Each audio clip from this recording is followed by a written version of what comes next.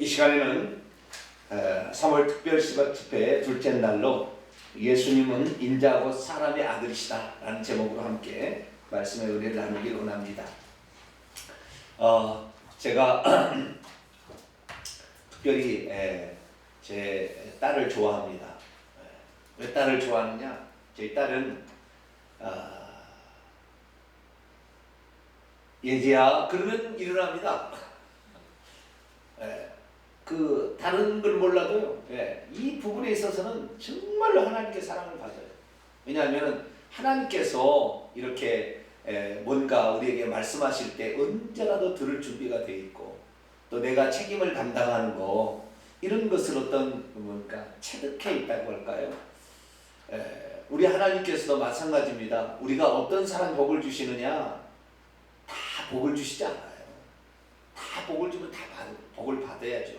하나님이 다 하나님의 복을 주시기를 모든 사람을 기뻐하시나 모든 사람이 받는 건 아닐 것이죠. 그래서 우리가 하나님께서 어떻게 하면 복을 받을 것인가 생각해 보면 우리가 하나님 앞에 평소 때 어떻게 하는가 또 특별한 시기에 하나님 앞에 어떻게 마음을 바치는가를 하나님 다 보고 있어요.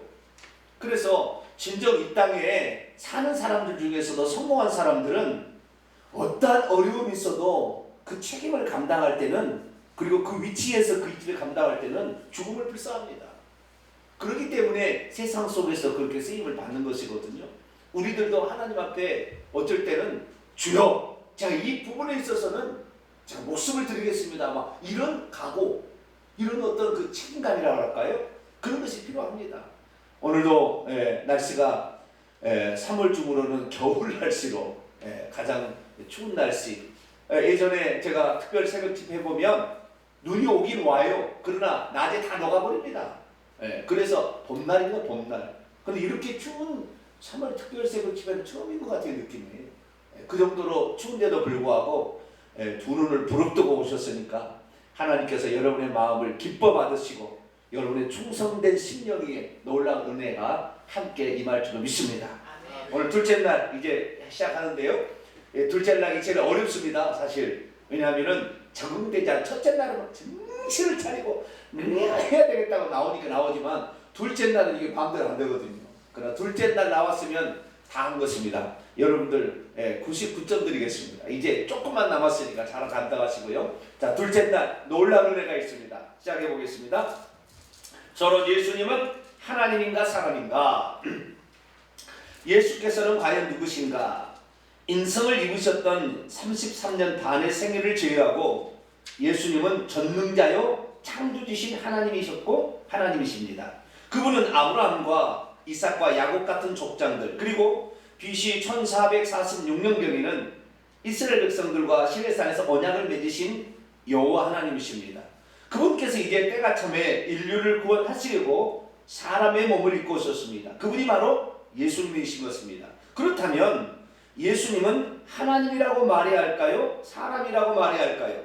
가장 정확한 정의는 사람의 인성을 취하신 전능하신 하나님이라고 해야 할 것입니다. 그래서 부활하신 후에 예수님의 실체를 알게 된 제자 도마는 예수님을 더 이상 사람이 아닌 분으로 고백할 수밖에 없었습니다.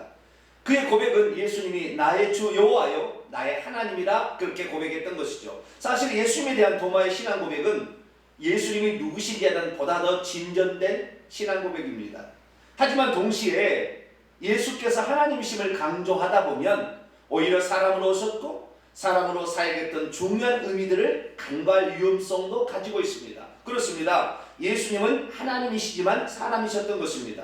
그렇다면 사람의 인성을 입으셨을 때 그분은 어떻게 사셨을까요? 사람이 감당해야 할 것들을 하나님이 가진 창조권과 전능권 등을 동원해서 쉽게 해결해 버렸을까요? 예를 들어 굶주릴 때에도 그분은 하나님이셨기 때문에 배고프지 않으셨고 채찍에 맞아도 전혀 아픔을 겪지 않으셨던 것은 아닐까요?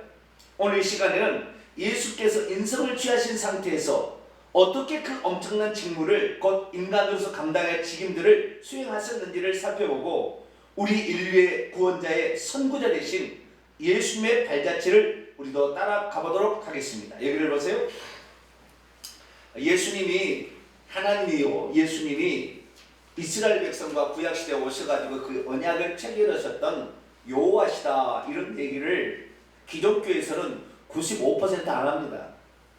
하나님과 같다, 또는 하나님의 속성을 가지고 있다, 그래서 하나님으로 봐야 된다 라는 니케아 종교회의, 콘스탄티노플 종교회의의 그 전통을 이어받아서 그 정도로 생각합니다.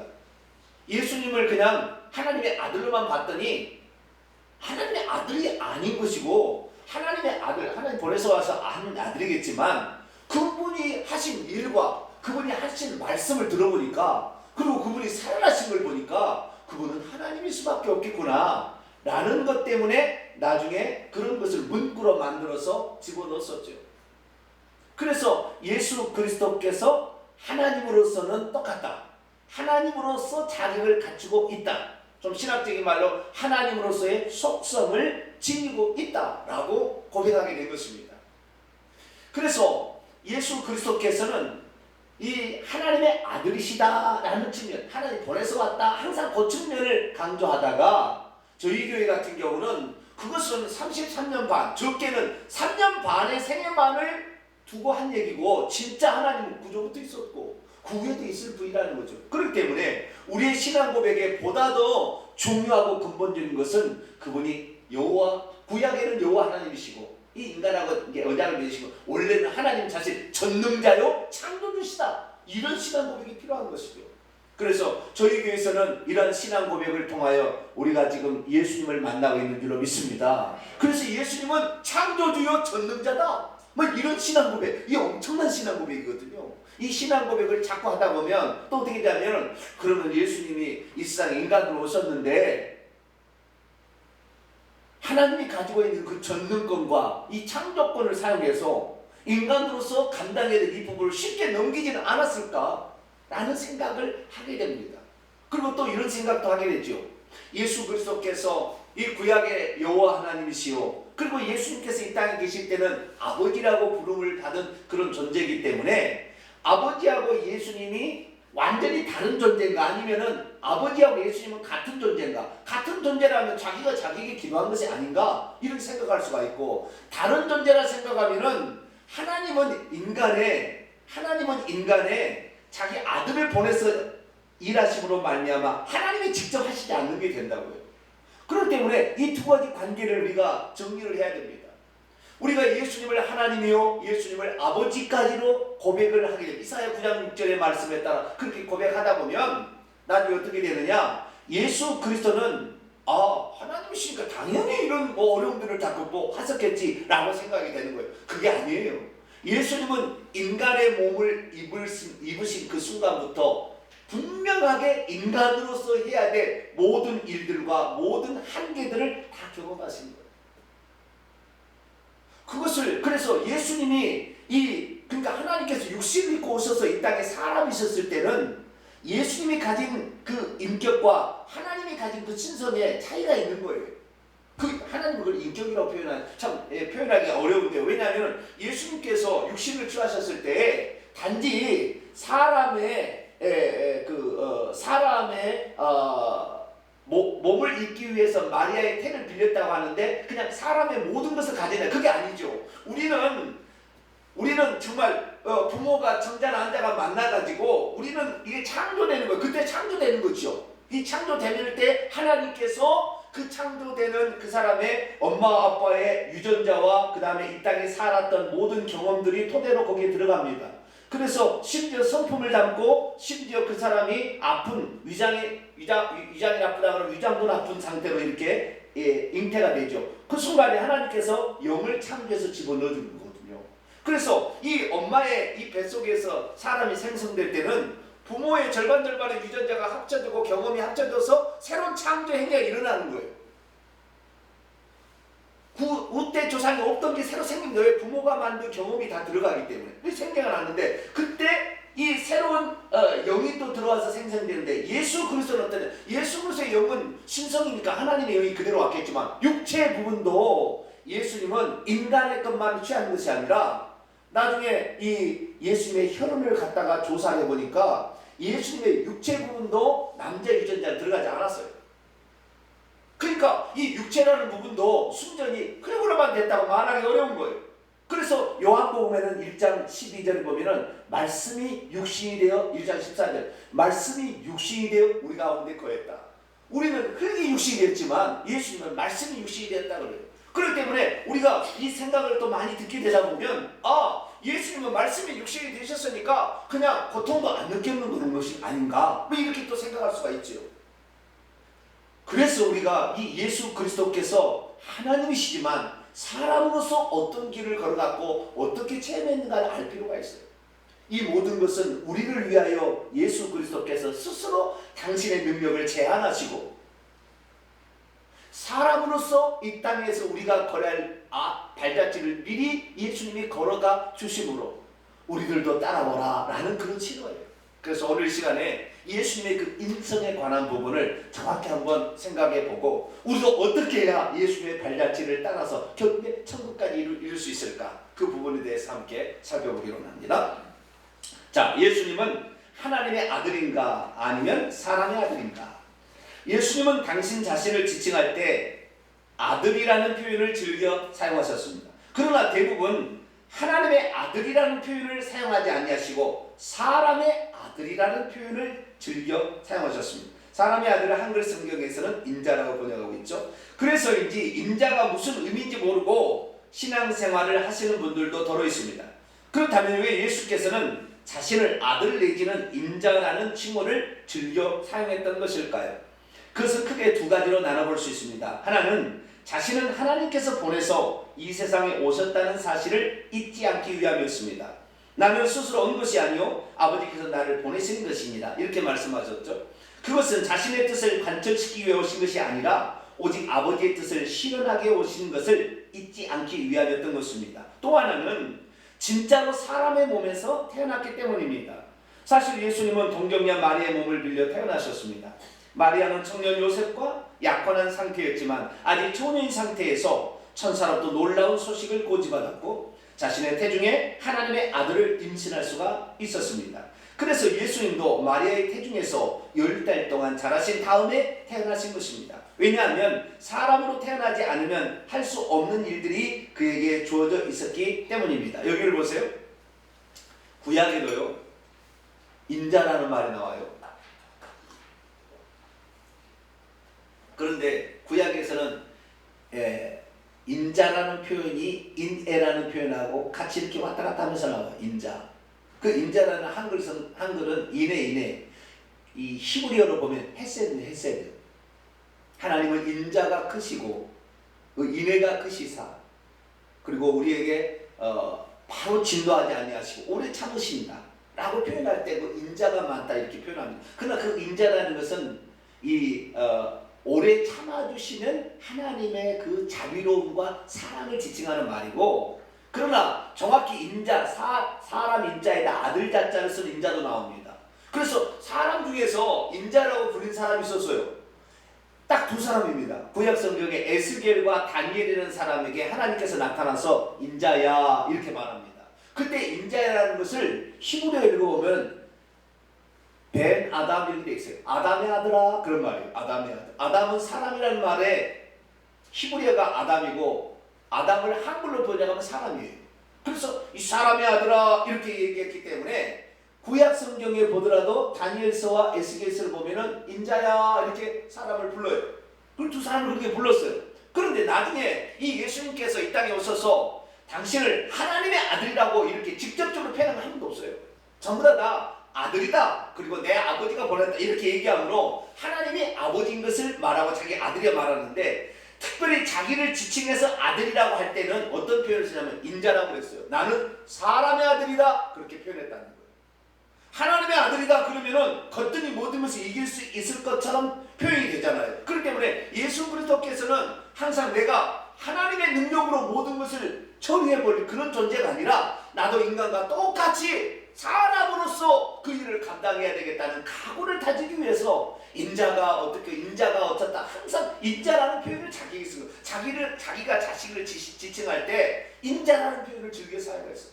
특히 공감 복음서를 보면 거의가 다 인자라고 써요. 요한복음만 아들이라는 표현이 나옵니다. 물론 다른 건 조금씩 나오긴 나오지만 대부분 그렇게 돼 있어요. 그래서 인자라는 표현을 썼는데 그 인자라는 표현을 쓰신 이유는 뭐냐? 내가 사람으로 태어났다는 거, 그것을 잊지 않고 그 사람으로서 겪어야 될 모든 것들을 그냥 전능권과 창조권을 사용해서 그냥 적당히 넘겨버리는 그런 것이 아니라 나는 똑같이 사람으로서 고통을 당하는 이 모든 것들을 내가 하겠다는 그런 각오를 다진 것이죠. 뿐만 아니라 그분이 하나님의 아들로서 이 땅에 보냄을 받았고 그리고 진짜 사람의 몸에서 태어났기 때문에 인자라는 표현을 썼다는 것입니다. 그래서 그분은 인자로 이 땅에 오셨는데 인자로 쓴 목적은 무엇일까요? 세 가지가 있습니다. 자, 그 다음 봅니다.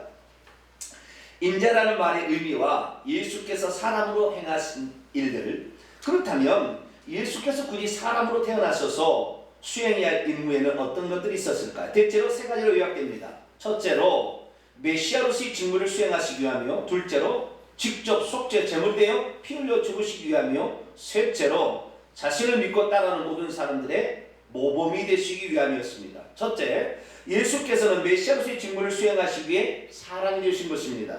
메시아로서의 사역은 죄인을 하나님께로 인도하시기 위함인데 하나님께서 직접 그 일을 행하시면 사탄이 참수할 것이 뻔했기 때문입니다. 그래서 사람으로서 메시아의 직책을 수행한 것이고요. 둘째, 예수께서는 세상 죄를 지고 간 없이 하는 하나님의 어린 양이 되어 피 흘려 죽기 위해 사람이 되신 것입니다. 하나님은 피를 흘릴 수 없으며 죽을 수도 없습니다. 하지만 사람의 죄값은 피 흘려야 용서가 되고 죄값은 죽어야 치를 수가 있었기 때문에 사람이 되신 것이. 셋째, 예수께서는 이제 다른 사람들의 선구자로서 인간으로서 어떻게 살아야 구원에 이를 수 있으며 사탄의 시험을 이길 수 있는지를 보여주시기 위해서 사람이 되신 것입니다. 제가 네 가지 측면에서 이걸 살펴봤는데, 첫째로 예수님은 철저히 하나님의 뜻에 순종하심을 보여주셨습니다. 이어 인류의 죄값을 치르기 위해 십자가의 고난을 감당하셨고 우리가 느끼는 모든 고통을 겪으셨으며 결국에는 죽음의 아픔을 견뎌내야 하셨습니다. 하나님께서 맡겨준 직임을 수행하려면 고난도 달게 받을 각오도 죽음도 불사했기 때문입니다. 자, 히브리서 5장 7절에서 9절이요. 그는 육체에 계실 때에 자기를 죽음에서 능히 구원하실 이에게 심한 통곡과 눈물로 간과 소원을 올렸고 그의 경건하심으로 말미암아 들으심을 얻었느니라. 그가 아들이시면서도 받으신 고난으로 순종함을 배워서 온전하게 되셨은즉 자기에게 순종하는 모든 자에게 영원한 구원의 근원이 되시고, 히브리서 2장 17절 18절이요. 그러므로 그가 범사에 형제들과 같이 되심이 마땅하도다. 이는 하나님의 일에 자비하고 신실한 대제사장이 되어 백성의 죄를 속량하려 하십니다. 그가 시험을 받아 고난을 당하셨은즉 시험 받는 자들을 능히 도우실 수 있느니라. 아멘. 여기를 보세요. 예수님께서 사람이 되셨다고 했잖아요. 그래서 사람이 되셨는데 이 사람이 되시고 나서 예수님은 아들이라고 부를 때 항상 나는 벤 아담 그 생각했다는 거예요. 우리는 항상 이렇게 생각하죠. 하나님 아들이야 이렇게 생각할 줄로 우리는 생각하고 아들이라는 표현을 생각하고 있는데, 예수님 항상 나는 아들이라 표현할 때 나는 사람의 아들로 왔다.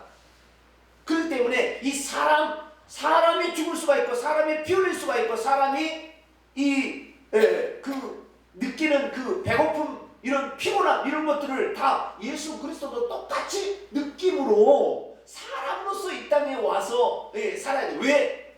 사람이 지은 죄를 사람이 감당하는데 하나님이 감당하면 안 되잖아요.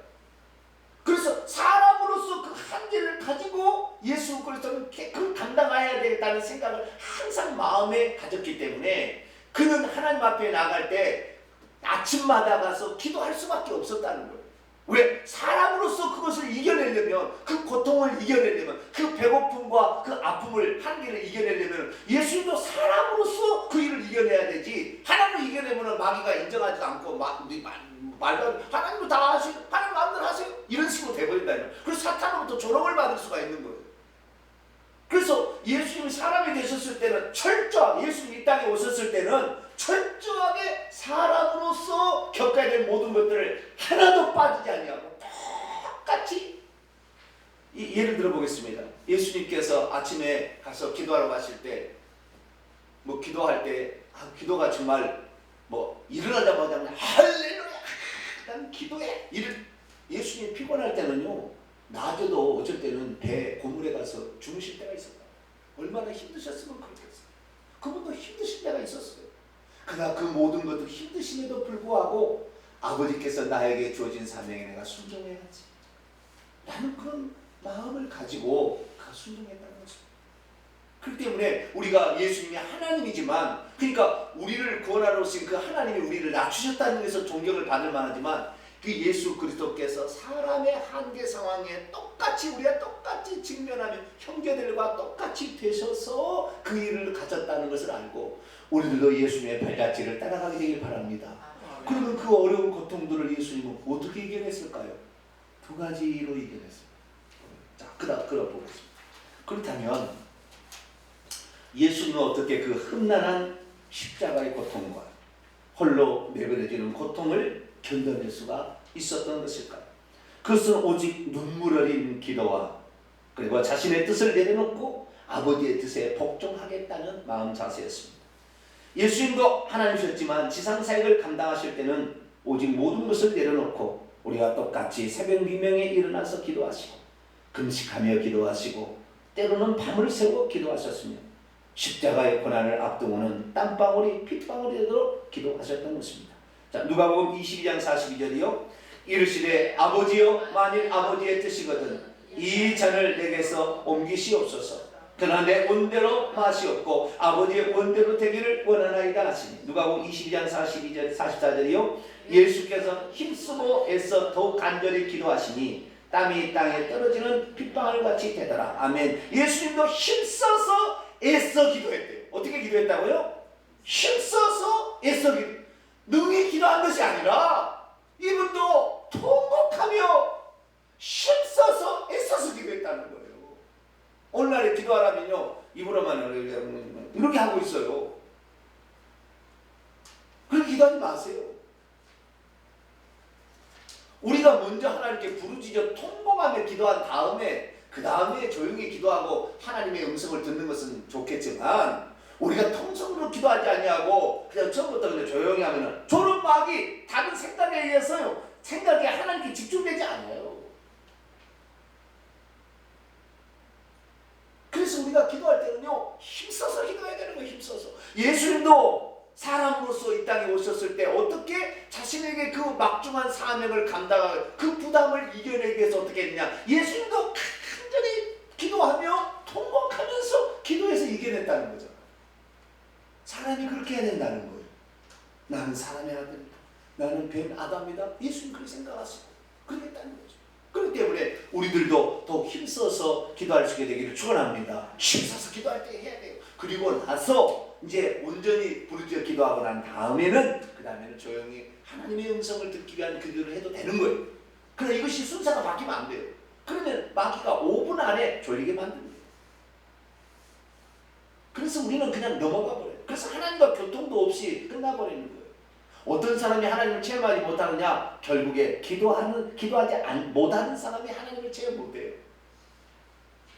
그런 사람들은 말씀으로만 하나님을 체험해야 되는데 오랜 시간이 걸려요. 오랜 시간이. 왜? 그 생각이 다 바뀌어서 하나님의 말씀으로 조성될 때까지 엄청 많이. 그러나 기도를 하면은요 내 안에 잘못된 생각들을 막 뿜어내버리거든요. 내 안에 잘못된 의지들을 막 뿜어내버리거든요. 그래서 내 안에 죄악들이 막 터져나가는 거죠. 막 터져나가는, 부르짖을 때 터져나가는 거예요.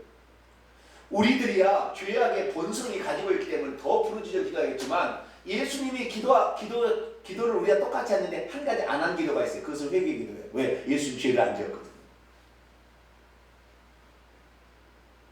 우리가 기도에서 하나의 차이점 그것뿐이 없어요. 그러나 다른 것들은 똑같이 부르짖어 모든 사명 제자를 뽑을 때도 그냥 아버지의 뜻이 이루어지기를 원하여 그 제자들 뽑는 하나하나도 하나님의 뜻이 이루어지기를 원하여 아버지께 기도하고 그리고 하나님의 뜻에 따라 사람을 뽑은 거죠. 그렇지 그냥 자기가 하나님이니까 너와 이렇게 된 게 아니라는 거예요. 밤새도록 기도하신 분이 그 제자들을 뽑으셨다는 거예요. 우리들도 부르짖어 기도할 수 있기를 축원합니다. 이 기도가 필요한 거예요. 그 다음에 그 기도의 핵심은 아버지의 뜻에 내 뜻을 맞추는 거예요. 이 잔이 내게서 지나가게 하옵소서. 그러나 내 원대로 마옵시고 아버지의 원대로 되기를 원합니다. 그런 뜻이 하나님의 뜻이라면 내가 아무리 옳은 것이라도 내려놓고 그분의 뜻에 맞추기를 원하는 그러한 모습이 필요하다는 것이죠. 제가요, 저는 셋째 아들로 태어났고, 그리고 저는 시킨 것에 어떤 충성하는 걸 상당히 잘하는 사람이에요. 그런데 이제 제가 담임 목사가 되고 한 교회의 지도자가 됐잖아요. 그러면 저도 바꿔야 되는 게 많이 있는 거예요. 아직도 많이 못하는 게 있어서 그러는 거예요. 그건 뭐냐면, 여러분이 기도하고 성경 말씀을 보고 이렇게 해야 되겠다라고 결정을 이렇게 딱 하고 하는 것은 바람직한 거예요. 그러나 사람이 그렇게 하려고 그렇게까지 할 때까지는 많은 시간이 걸려요.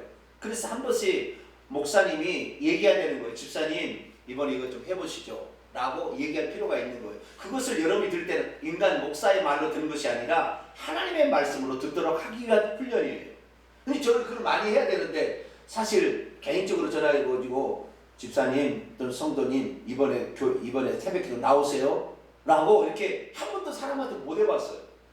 저는 이제 카톡이나 다른 문자를 통해서는 이렇게 하지만 직접적으로 전화해서 이렇게 못 해요. 근데 그걸 해야 되는 거예요. 사실은 제가 해야 되는 거예요. 혹시 제가 하더라도 그러되면 하나님께서 여러분을 찾으자고 그렇게 이해해 주시기 바랍니다. 목사님 돼갖고 나를 이렇게 힘들게 하나, 이렇게 하지 마시고, 그게 어떤 우리의 의지를 꺾어서 주님의 뜻에 내가 복종하겠습니다는 어떤 그런 고백들이 필요하다는 말이에요. 그래서 저도 많이 생각고 하지만, 그래서 차마 내가 말을 못하는 게 많지만, 여러분들도 혹시 제가 어떤 얘기를 하면은 하나님께서 나에게 이렇게 시키시는 모양이라 그런 마음 자세로 하다 보면 여러분도 하나님의 뜻에 진짜 복종하는 그런 마음이 생기는 거예요. 저한테 무슨 복종하는 얘기 아니에요. 저는 실수가 많고요, 저도 부족함이 많아요. 그러나 우리가 예수님처럼 모든 기도의 핵심은 하나님의 뜻이 이루어지기를 원하여 내 뜻을 없애기 위함이거든요. 물론 내 뜻이 다 없어지는 건 아닙니다. 하나님께서는 나의 소원을 기뻐하시고 나의 소원대로 이루어지기 기뻐하시는데, 어떤 것에는 한 번씩 그런다는 거예요. 왜? 우리는 하나님께 도움을 받아야 할 피조물이고 우리는 죄인이기 때문에 그러는 거예요. 그래서 우리가 하나님 앞에 부르짖어 기도하시고, 때로는 하나님의 뜻에 내 뜻하고 충돌되었을 때 하나님의 뜻에 맞춰가는 그런 사람이 될 수 있기를 바랍니다. 예수님의 모범을 보셨다는 것은 기도의 모범, 순종의 모범을 보였다는 거예요. 두 번째는 시험에 있어서 그랬다는 것입니다. 그리고 둘째로 예수께서도 우리와 똑같이 사탄에게 사람으로서 시험을 받으셨습니다. 그분도 식사를 하지 않으면 배가 고프시고 육체도 쇠약해지는 한계 상황에 직면해야 했습니다. 하지만 예수께서는 40일간의 금식 기도를 했던 상황 속에서도 마귀에게 하나님의 아들로서의 능력을 사용하지 않았습니다. 예수께서도 사람이시기 때문에 직면해야 할 문제들, 곧 의식주의 문제, 능력을 과시하고 싶은 욕망, 세상의 명예와 영광을 탐하는 욕망, 그런 문제들을 구약에 기록된 말씀으로 대항하여 이기신 것입니다. 마태복음 4장 2절 4절이요 40일을 밤낮으로 금식하는 후에 주이신지라 시험하는 자가 예수께 나와서 이르되 내가 만일 하나님의 아들이거든 명하여 이 돌들로 떡덩이가 되게 하라. 예수께서 대답해 이르시되 기록되었으되 사람이 떡으로만 살 것이 아니요 하나님의 입으로부터 나오는 모든 말씀으로 살 것이라 하였느니라 하시니. 아멘. 여기를 보세요. 마태복음 4장 3절을 보세요. 사탄이 시험하는 소리를 봐봐요. 내가 만일 누구거든 하나님의 아들이거든 돌을 떡덩이. 자, 하나님의 아들은 돌을 떡덩이로 만들 수 있어요, 없어요? 얼마든지 되죠. 하나님의 아들이란 건 하나님이란 말이에요. 태어나서 지금 사람으로 왔기 때문에 아들이라는 표현을 쓴 거죠. 근데 마귀가 네가 돌을 떡덩이로 만들어 보라 할 때, 네가 하나님의 아들이라면 이렇게 표현할 때 얼마나 미혹이 큽니까? 그럼 거꾸로 해보세요. 네가 하나님의 아들이 아니면 돌을 떡덩이로 못 만든다 이거잖아요. 그러니까 네가 하나님의 아들임을 스스로 증명해 봐라 이 말이에요, 사실은. 그런데 예수 그리스도께서는 지금 40일을 금식하는 후에 이 시험을 받고 있기 때문에 얼마나 배가 고파. 이 살가죽이 사실 금식해 보셨어요? 살가죽이 붙어버려요. 배가 쪽보라도 갈비뼈가 우두두두 나온다니까요. 이렇게 금식한 상태예요. 이 상태에서 얼마나 먹고 싶은 욕망이. 그럼 예수님 없었느냐? 똑같죠. 우리가 똑같이 있었는데도 불구하고 예수께서는 사탄에게 그 극한 상황에 가서 사탄에게 시험을 받았어요. 근데 사탄이 어떻게 해요? 네가 하나님의 아들 아니지? 이렇게 한 거예요. 아니야, 내가 하나님의 아들이야. 볼래? 그리고 만약에 돌을 떡덩이로 만들었다, 먹진 않았어도 만들었다면 즉시 마귀의 종이 되버려요. 왜? 마귀의 말을 순종했습니다. 그래서 예수님은 그 시험을 받는 그 순간에 내가 지금 하나님의 아들로서 하나님에서 너에게 시험을 받겠느냐? 나는 지금 사람으로서 받고 있다. 그래서 항상 받을 때는 사람은 떡으로만 살 것이 아니요 하나님의 입에서 나오는 말씀으로서, 사람으로서 자신을 제한하시면서 그 상태에서 시험을 받고 있음을 분명히 얘기하십니다. 그래서 예수님도 똑같이 사람으로서 배고픔을 견뎌가면서 시험을 이기신 것이지, 하나님의 아들로서 마귀, 창조주로서 마귀 피조물을 이긴 게 아니라 사탄보다 능력이 제한된 상태에서 사탄하고 시험해서 이긴 거예요. 아시겠죠? 그렇기 때문에 이 예수 그리스도를 쉽게 모든 일을 통과했다고 생각하지 마세요. 그분도 40일 금식하면서 그 고통을 참아가면서 그래도 하나님의 말씀으로 살려고 하는, 그 믿음으로 살려고 하는 몸부림을 통하여 이긴 것이다 이 말이죠. 우리들도 그렇게 이길 수 있기를 축원합니다. 자, 그 다음 보세요. 또 중요한 게 있습니다. 귀신을 쫓아내는 측면도 있습니다. 셋째로, 귀신을 쫓아내는 것도 하나님으로서의 전능권을 그대로 사용하는 것이 아닙니다. 예수께서 사탄 마귀와의 싸움에서 1차적으로 승리하시고 또 기도하여 성령 충만을 받아서 그렇게 하신 것입니다. 자, 마태복음 12장 28절에서 29절이요. 그러나 내가 하나님의 성령을 힘입어 귀신을 쫓아내는 것이면 하나님의 나라가 이미 너희에게 임하였느니라. 사람이 먼저 강한 자를 결박하지 않고서야 어떻게 그 강한 자의 집에 들어가 그 세간을 강탈하겠느냐. 결박한 후에야 그 집을 강탈하리라. 아멘. 여기 한번 이제 중요한 측면이에요. 자, 예수께서 귀신을 쫓아냈어요. 그 다음에 병든 자를 고쳤어요. 그러면 예수님은 응당 하나님의 아들이니까, 하나님이니까 귀신을 막 쫓아버리고 병든 자를 고쳐버리고 그랬느냐? 그게 아니라 예수님도 귀신을 쫓아내려면 귀신은 사탄의 쫄개들이잖아요. 세간에, 그 집에 들어가서 그 세간을 강탈하려면 그 강한 자를 결박해야 강탈할 수 있는 거죠. 그렇기 때문에 귀신을 쫓아내려면 사탄을 결박을 해야, 사탄을 이겨야 이렇게 할 수 있는 거예요. 예수 그리스도께서 공생애를 시작하기 전에 사람을 고친 일이 없어요. 예수님께서 이 공생애를 시작하기 전에 귀신을 쫓아낸 일이 없어요. 왜? 아직 사탄을 결박하지 않았잖아요. 그런데 그 광야에서 시험을 받을 때 사탄하고 붙어서 똑같은 인간의 모든 조건을 가지고 사탄 싸움에서 이겼거든요.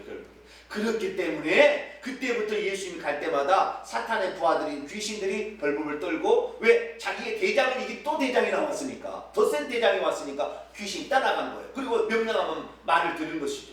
그리고 병자를 고칠 때도 이 귀신이 지배하고 있는 그것을, 사탄 마귀가 총 지배하고 있는 것을 사탄을 이기고, 그리고 하나님께 불을 일으키면서 성령 충만을 받아서 기도해서 결국에 귀신을 쫓아내고, 내가 그래서 하나님의 성령 충만을 받아서 귀신을 쫓아낸 것이지 그냥 마음이 한 게 아니라 병든부터 고친 것도 그랬다는 거예요. 그러니까 예수님은 하나님의 아들이니까 수월하게 했을 것이다? 아닙니다. 하물며 우리는 어떻게 해야 되겠어요? 그런데 기도도 안 하고 살려고요. 성령 충만 안 받고도 살려고요. 심지어 말씀도 안 들어도 살 것처럼 생각해요. 이것은 필패가 되는 거예요. 필패. 예수 그리스도의 삶을 보게 되면 우리가 구원, 천국 가고 지옥 가는 문제는 하나님이 다 해결해 놨지만, 우리가 그 천국과 지옥 가는 그 예수님을 붙잡고 이 땅에서도 마귀를 이기며 살아가기 위해서는 기도가 필수적입니다. 애써 부르짖어 기도하는 것이 필수적이고, 때로는 내가 아무리 큰 욕망을 가지고 있어도 아버지의 뜻에 복종하는 자기의 꺾음이 필수적으로 따라오는 거예요. 그렇기 때문에 이 새벽 예배가 왜 하나님 기뻐하시느냐? 육신은 안 가라고, 가지 말라고, 못 일어나라고, 아니 오늘 안 되겠다고 자꾸 얘기를 하는데, 아니요, 나는 가야지. 내가 이거 아니면 언제 내가 하나님께 복종하는 거 어떻게 보일 수가 있겠어? 이런 마음으로 나오는 거 아니겠어요? 그래서 새벽 예배, 이런 어떤 특별 집회가 중요한 것은, 목숨 걸고 하는 것은, 나는 내 뜻은 내 육체가 편한 대로 가기를 원하지만 하나님의 뜻을 따르기 원합니다. 그것이 의미가 있는 거예요. 그래, 하나님 그걸 기뻐하는 거예요. 할렐루야. 여러분께서 이번에 새벽 집회 하시면서 말씀도 듣지만 여러분의 손을 아래보세요. 즉각 응답이 할렐루야. 여러분을 기뻐하기 때문에 그러는 거예요. 너가 나에게 너의 의지를 극복하고 나에게 나왔구나. 여러분 기도하세요. 그러면 하나님께 여러분에게 놀라운 축복을 안겨주실 겁니다. 마지막입니다. 더욱이 예수께서는 생명을 가지신 하나님이시기에 죽어도 다시 살아날 수 있었죠. 하지만 사람으로서 하나님 앞에 심한 통곡과 눈물로 기도하시며 아버지의 뜻에 복종하셨기에 하나님께서는 3일 만에 일으켜주신 것입니다. 그러므로 넷째로 예수께서 얻은 부활도 사실은 그가 자신의 임무를 충성하셨고 최선을 다한 것에 대한 최종 완성이자 승인이었음을 알 수가 있습니다. 여기를 보세요. 마지막입니다. 예수님께서는 하나님으로부터 아들이 되실 때 이미 심판하는 권세와 그리고 하나님의 생명을 그에게 주셨습니다. 그래서 예수 그리스도께서는 죽어도 사는 권세가 있어요. 요한복음 10장 17, 18절 보면은 내가 목숨을 버리는 것은 누가 나에게서 이 목숨을 빼앗는 데가 있어서 배우는 게 아니라 버리는 게 아니라고 했어요. 나는 이 목숨을 스스로 취할 수도 있고 버릴 수 있는 권세도 있지만 내가 스스로 버린다고 했어요. 왜요? 내가 이것을 가질 수 있는 권세로 부활하면은 무슨 소용이 있겠냐는 거죠. 내가 하나님 앞에 충성하고 하나님의 말씀에 복종함으로 말미암아 죄를 짓지 아니하고 그 뜻대로 살았고 또한 마지막 그 순간까지 하나님 복종한 것에 대한 인증이 부활이기 때문에 나도 인증받기를 원한다는 거예요. 그래서 예수 그리스도께서 죽으면서 부활하신 것을 성경에 95%는 예수님이 직접 살아나셨다는 것은 100개 없어요. 전부 다 하나님이 부활을 시켰다. 수동태로 나와요. 어떻게 수동태냐? 그분이 그 직임을 온전히 수행함으로 말미암아 하나님께서 그를 부활시키셔서 부활을 당한 거예요. 당하는 거. 그래서 예수님께서도 부활을 스스로 할 수 있는 능력을 가지고 있었지만 하나님 앞에 충성됨을 보이고 심한 통곡과 눈물로 애써 부르짖어 기도함으로 자신의 뜻을 복종시킴으로 하나님의 인정을 받은 것이 부활이에요. 그렇기 때문에 그 부활이 위대한 것입니다. 하나님으로서도 충분히 부활할 수 있었지만 그는 인간으로서도 그 책임을 감당하고 부활했습니다. 우리들도 하나님께서 우리에게 부여한 임무를 잘 수행하면 하나님 우리를 부활시켜 주실 거예요. 할렐루야. 그러면 천국 가는 것입니다. 결론입니다. 순종과 기도로서 고난과 죽음의 고통까지 이겨내신 예수님이 받은 축복, 하나님이 아닌 오직 사람으로서 자신이 감당해야 하는 모든 책임들을 완성하셨을 때 예수께서 과연 어떤 보상들이 주어졌을까요? 4가지입니다. 첫째, 하나님의 아들로 확정되고 선포되시고 하나님의 보좌에 앉는 복을 받으셨습니다. 둘째, 하나님께서 감당하실 영광스러운 재림주에서의 자격을 받으셨습니다. 셋째, 인간을 심판하실 때 아버지를 대신하여 심판주로서의 자격을 얻으셨습니다. 넷째, 그분에게 영원한 왕, 만왕의 왕, 만주의 주로서의 칭호와 통치권이 주어졌습니다. 그렇습니다. 우리들도 사람으로서 먼저 앞길을 걸어가신 예수님의 발자취를 따라 어떤 고난과 역경, 시험을 만나더라도 부르짖어 기도하고 하나님의 뜻에 순종하고 성령의 충만을 받아 자신이 가야 길을 걸어간다면 예수님이 받으셨던 그 놀라운 보상들도 우리가 누릴 수 있을 것입니다. 두 손을 들겠습니다. 예수님이 거저 나중에 재림주로서 원래 재림하신 거 여호와가 하신다고 습관에 돼 있어요. 그러나 예수님이 그걸 줍니다. 왜요? 예수님이 눈물로 기도하며 아버지의 뜻에 복종하셨기 때문에. 예수님은 스스로 살아날 수 있었으나 하나님 살려주셨어요. 왜요? 인간으로서 그 받아야 될 모든 극한 상황을 그가 견뎌내셨기 때문에. 우리들도 인간이기 때문에 우리도 극한 상황이 있습니다. 그러나 이것을 이겨내려면 우리의 기도가 필요합니다. 하나님, 내가 그동안 기도하지 못했습니다. 이제 기도하겠습니다. 그래서 나도 예수님처럼 인간으로서 이기는 특별하게 성령을 보내주셔서 우리 감당할 수 있도록 하셨는데 나도 성령을 심으면서 이겨내겠습니다. 저를 붙들어 주시고 인도하여 주시고 인간의 상황에 어려운 우리의 문제 하나님 극복할 수 있도록 나에게 힘을 주시옵소서. 주여 한번 부르고 2, 3분 동안 통성으로 기도합니다. 주여! 아버지 하나님이여, 우리가 하나님의 아들이 되었지만 그러나 우리들도 인간의 한계의 상황에 늘 직면해 있습니다. 어려움이 있습니다. 고통이 있습니다. 하나님, 견디기 어려운 일들이 많이 있습니다. 그러나 이 모든 것을 애써 부르짖어 기도하시고 하나님 이겨내는 예수님, 인간으로서 그 길을 감당하셨다.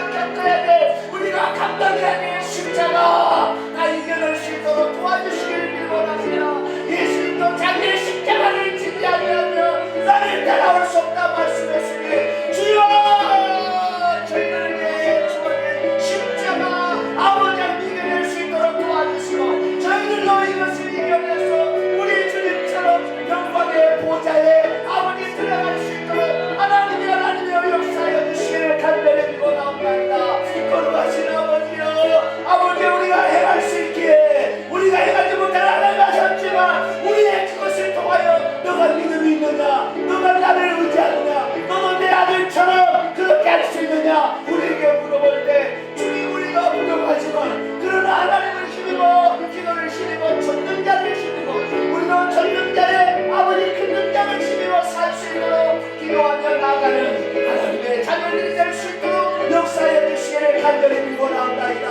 아버지 하나님이여, 우리가 그동안에 기도하지 못했음을 용서하시고 이번에 저희들도 기도하여 이 모든 시련과 연경과 아버지 하나님의 아픔들을 다 이겨내게 하시고 우리도 당당히 영광의 그 자리에 참석할 수 있도록 도와주시기를 간절히 빌고나옵나이다. 온 땅의 모든 것의 주인이 되시도록 우리 예수님도 이 땅에 순복하며 살아가시고 예수님도 기도하며 살아가셨습니다. 저희들도 이제 그렇게 살아가서 이 땅에 내가 해야 될 맡겨진 사명들을 어떠한 죽음과 고난이 닥쳐온다 할지라도 이겨내게 하시고 주와 복음을 위하여 우리가 해야 될 마땅한 일들을 잘 해나갈 수 있는 저희들이 될 수 있도록 도와주시기를 간절히 빌고나옵나이다. 거룩하신 주여, 이 시간도 사랑하는 성도들을 주시고 아버지 이들의 소원과 이들의 마음에 아버지 하나님 함께하여 주시옵소서. 아버지여 응답하여 주시고 아버지여 붙들어 주셔서 인생의 모든 어려운 문제들을 잘 극복해 갈 수 있는 성도이 될 수 있도록 역사하여 주시옵소서. 오늘도 이 놀라운 은혜로 저희들과 함께 하시니 감사를 드립니다. 우리들도 더욱더 복종하여 주님의 뜻을 이루어가는 하나님의 복된 성도이 될 수 있도록 역사하여 주시고 온전히 하나님을 의지하여 승리할 수 있는 저희들이 될 수 있도록 도와주시옵소서. 오 거룩하신 아버지 하나님, 이번 한 주간 더욱더 들어주시고 끝까지 일을 감당할 수 있도록 도와주옵소서. 성령으로 같이 하여 주옵소서. 하나님의 능력으로 같이 하여 주옵소서. 오 감사합니다. 감사합니다. 하나님 감사합니다.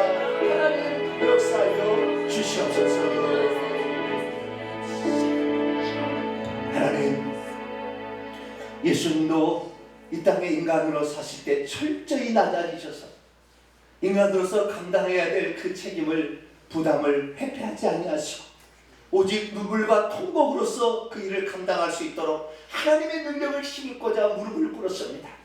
주여, 하물며 우리는 사람인데 죄된 본성을 가지고 있는 사람인데 하나님께 간구도 하지 아니하고 세상을 이기려고 한다면 어찌 우리가 세상이 우리 앞에 무릎을 꿇을 수가 있겠습니까? 우리가 하나님께 무릎을 꿇을 때 세상도 우리에게 무릎을 꿇을 줄로 믿사오니 하나님 앞에 기도와 무릎으로 나가는 저희들이 될 수 있도록 역사하여 주시옵소서. 예수님이 해했던 모든 것들은 하나님이기 때문에 전능권과 창조권을 쓰신 것이 아니라 예수님도 새벽마다 기도하시고 밤새도록 기도하시고 금식하며 기도하시고 아버지의 뜻에 맞추기 위해서 그 고통을 견뎌야 했듯이 우리들도 아버지 하나님 이에서 부르짖어 기도함으로 말미암아 하나님의 뜻이 나를 통해 이루어지게 함으로 내가 하나님의 자녀로서 길을 가고 있습니다. 예수 앞에 보여드릴 수 있는 저희들이 되게 하여 주시옵고 하나님의 뜻을 이루게 하여 내 몸을 드릴 수 있습니다는 그 믿음의 고백을 하나님께 드리는 복된 성도가 되게 하여 주시옵소서. 하나님, 우리 동탄 명성께 비록 작지만 세상에서 가장 하나님이 기뻐하시는 교회가 되게 하여 주시고 기도를 통하여 이 땅에 하나님이 역사한다는 것을 경험하여 자랑하는 우리 성도들이 되게 하시며 이 땅에서 하나님의 뜻을 성취할 수 있는 복된 성도들이 될 수 있도록 역사하여 주시옵소서.